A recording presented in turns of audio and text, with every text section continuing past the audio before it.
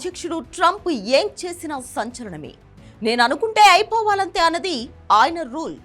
Latest గా ఆయన విద్యాశాఖపై పడ్డారు. అసలు మనకు ఆ శాఖ అవసరమా అన్న థాట్ ఆయన మనసులో మెదిలింది. అంతే, కొన్ని రోజుల్లోనే దాన్ని రద్దు చేసేశారు.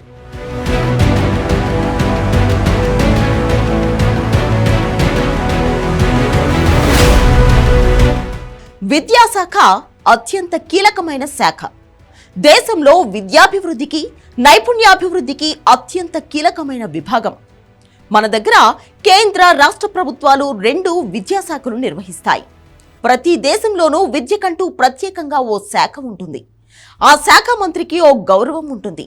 కానీ అమెరికన్ ప్రెసిడెంట్ ట్రంప్కు మాత్రం అదో చెత్త విభాగం అనిపించింది. ఎన్నికల ముందు నుంచి దాన్ని రద్దు చేస్తామని ఆయన చెబుతూనే వస్తున్నారు. ఇప్పుడు దాన్ని అమలు చేసేశారు.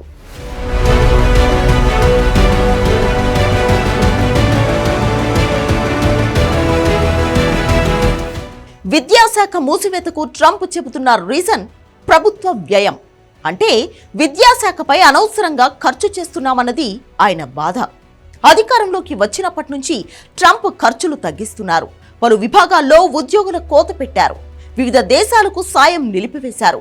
ఓ రకంగా కత్తెర పట్టుకుని తిరుగుతున్నారు. ఇక డాజ్ పేరుతో ఓ విభాగాన్ని కూడా ఏర్పాటు చేశారు. దీని ముఖ్య ఉద్దేశం ఎక్కడ కోతలు పెట్టాలన్నది చెప్పడమే. అందులో భాగంగానే విద్యాశాఖను క్లోజ్ చేయాలని డిసైడ్ అయ్యారు. వైట్ హౌస్ లో పాఠశాల విద్యార్థులతో ఓ కార్యక్రమం నిర్వహించారు ట్రంప్. ఆ తర్వాతే ఆయన ఫైల్ పై సైన్ చేశారు. విద్యాశాఖ ద్వారా ఎలాంటి మేలు లేదని ఆయన అభిప్రాయపడ్డారు. అందుకే ఆ శాఖ అధికారాలను రాష్ట్రాలకు తిరిగి ఇవ్వాలని నిర్ణయించుకున్నట్లు తెలిపారు ట్రంప్. అయితే విద్యార్థుల ఫీజుల రాయితీలు, కొన్ని ముఖ్యమైన పథకాలను కొనసాగిస్తామని హామీ ఇచ్చారు.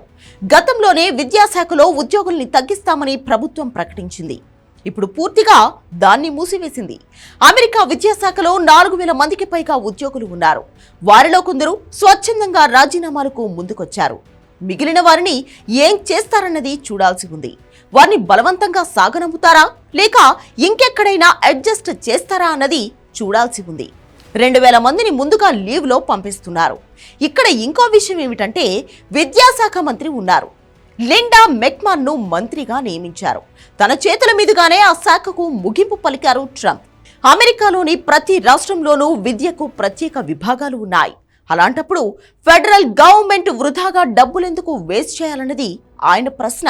వాళ్ల చావు వాళ్ళు చస్తారు, మళ్ళీ మనకెందుకు వచ్చిన తంట అన్నది ఆయన ఆలోచన. ఆ నిధులను రాష్ట్రాలకు ఇచ్చి మనం చేతులు దులుపుకుందామన్నది ఆయన ఉద్దేశం. నిజానికి అమెరికా స్కూళ్లు, కాలేజీలను ఫెడరల్ ప్రభుత్వం నడుపుతుందని చాలా మంది అనుకుంటారు. కానీ అది నిజం కాదు. రాష్ట్రాలు, జిల్లాలే వాటిని నిర్వహిస్తుంటాయి. ఇంకా చెప్పాలంటే కేవలం 13% మాత్రమే ఫెడరల్ గవర్నమెంట్ నుంచి వస్తాయి. మిగిలినవన్నీ స్థానిక పన్నులతోనే నడుస్తాయి. అందుకే ట్రంప్ దాన్ని క్లోజ్ చేయాలనుకున్నారు.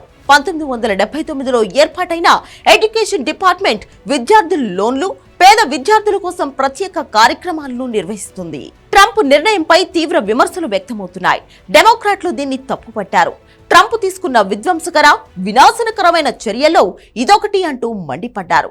ట్రంప్ ఎగ్జిక్యూటివ్ ఆర్డర్ పై సంతకం చేశారు, కానీ ఎడ్యుకేషన్ డిపార్ట్మెంట్ ను మూసేయడం ఆయన అనుకున్నంత సులువు కాదు. దీనికి న్యాయపరమైన చిక్కులు చాలానే ఉన్నాయి. ఇప్పటికే పలు సంస్థలు కోర్టులను ఆశ్రయించాయి. ఇక అమెరికన్ కాంగ్రెస్ కూడా దీన్ని ఆమోదించాల్సి ఉంది. ప్రస్తుతం సెనెట్ లో రిపబ్లికన్లకు 53 మంది సభ్యులు ఉన్నారు. కానీ ఈ బిల్లు ఆమోదం పొందాలంటే 60 మంది అనుకూలంగా ఓటేయాలి. ఇది ట్రంప్కు బిగ్ టాస్క్.